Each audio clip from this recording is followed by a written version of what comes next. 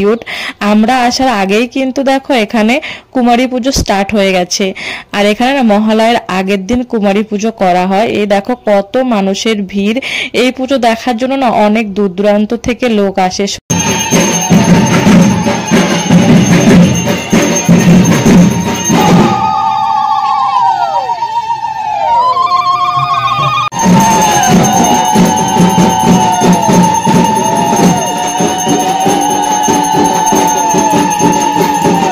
এটা দেখা মাত্রই না কি আর বলবো, এই জায়গাটার মতো আর কি পবিত্র স্থান হতেই পারে না।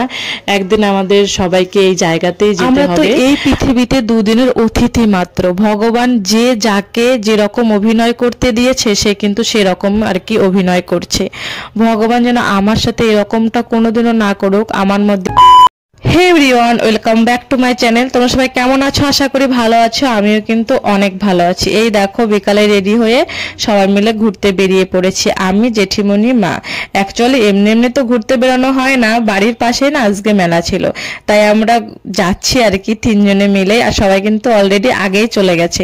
মেলাটা নাকি শুরু হয় বিকাল 4টার থেকে। আমাদের যেতে একটু লেট হয়ে গেল, আমরা 5টার দিকে আর কি যাচ্ছি। আর মেলাটা কিন্তু আমাদের বাড়ির থেকে বেরোলেই দেখা যায়। আগের বার না এই মেলার কথা ফোনে ফোনে অনেক শুনতাম তোমার দাদা ভাইয়ের মুখ থেকে, আজকে ফার্স্ট টাইম আর কি দেখবো। আর এখানে দেখো বাচ্চাদের খেলা করার এই নাগরদোলাগুলো এসেছে, আর অনেক দোকানপাটও ছিল। এখানকার জিলাপি নাকি বেস্ট এই মেলায়। সব থেকে যেটা বেশি নজর কেড়েছে, এখানে এতগুলো মূর্তি। এখানে না 51টা ঠাকুরের মূর্তি ছিল, আর বেশিরভাগই মূর্তি ছিল মায়ের মূর্তি। আর কোন মূর্তির কি নাম সেগুলো কিন্তু পিছনে লেখাও ছিল। আমি তো এত আর কি চিন্তামও না, আমার অনেক ভালো লেগেছে মূর্তিগুলো দেখলাম, নামগুলোকে দেখলাম। সব থেকে আমার ভালো লেগেছে বিচ্ছিন্ন মাতা। সত্যি এই মূর্তিটা আমি কোনোদিন আগে দেখিনি, আর সত্যি মূর্তিটা না অনেকটাই সুন্দর, অনেকই কিউট।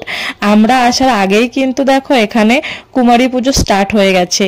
আর এখানে না মহালয়ার আগের দিন কুমারী পুজো করা হয়। এই দেখো কত মানুষের ভিড়। এই পুজো দেখার জন্য না অনেক দূর দূরান্ত থেকে লোক আসে।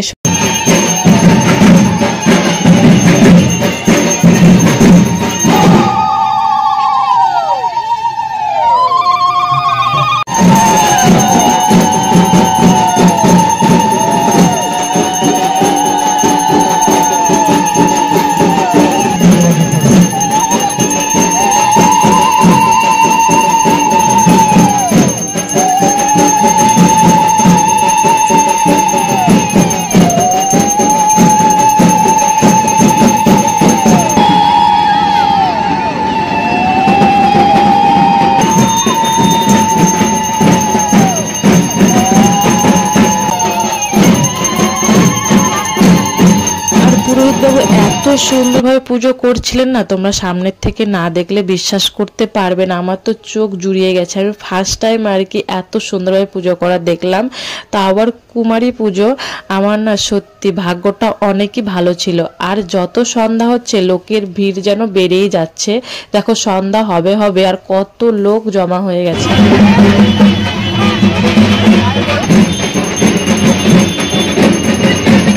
কুমারী পুজো হয়ে গেছে, আমি এখন বসে বসে প্রসাদ খাচ্ছি। জেঠিমণি আর মা আমাকে রেখে চলে গেল শ্মশানে। ওইখানে শ্মশানকালীরও আর কি পুজো হবে।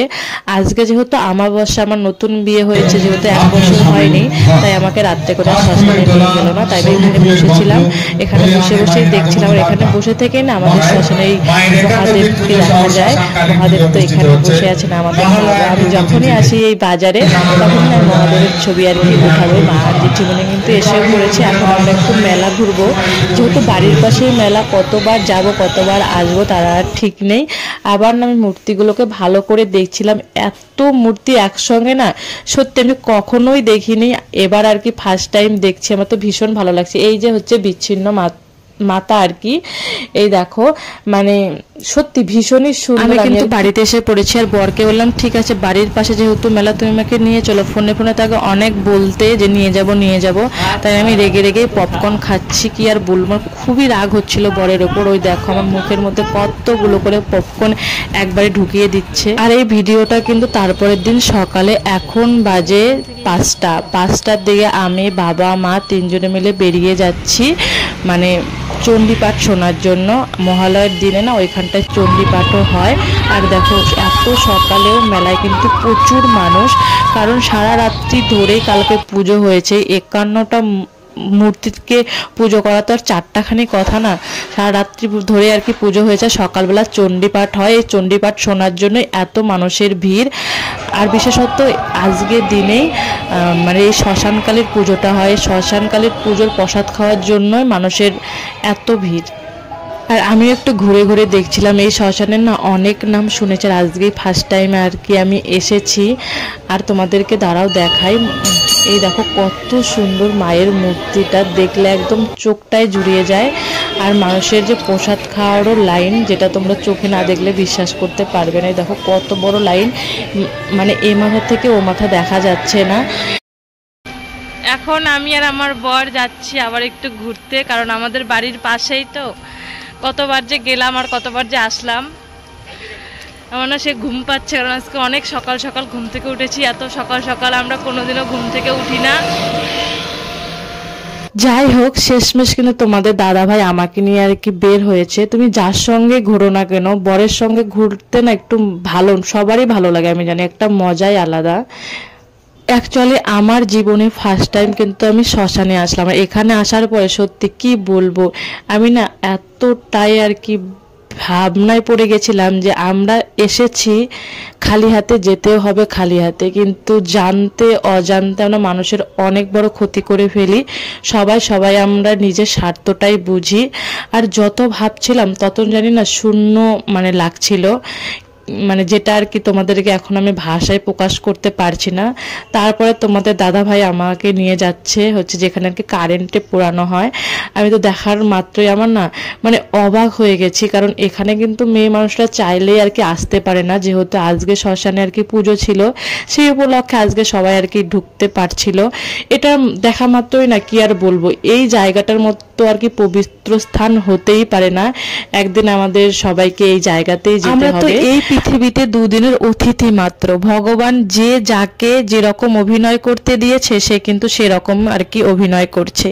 ভগবান যেন আমার সাথে এরকমটা কোনোদিনও না করুক, আমার মধ্যে হিংসা অহংকার এগুলো যেন কোনোদিনও আমার মধ্যে না আসুক। দেন আমরা ফেরার পথে জিলাপি নিয়ে আসি, বিখ্যাত জিলাপি আমার বর কিনছে। তো তোমাদের কিরকম লাগলো ভিডিওটা অবশ্যই কিন্তু কমেন্ট করে বলো আর কি। তো চলো এই ভিডিওটা আমি এখানে এন্ড করছি, দেখা হবে আরো একটা ইন্টারেস্টিং ব্লগে। ভালো থেকো, সুস্থ থেকো।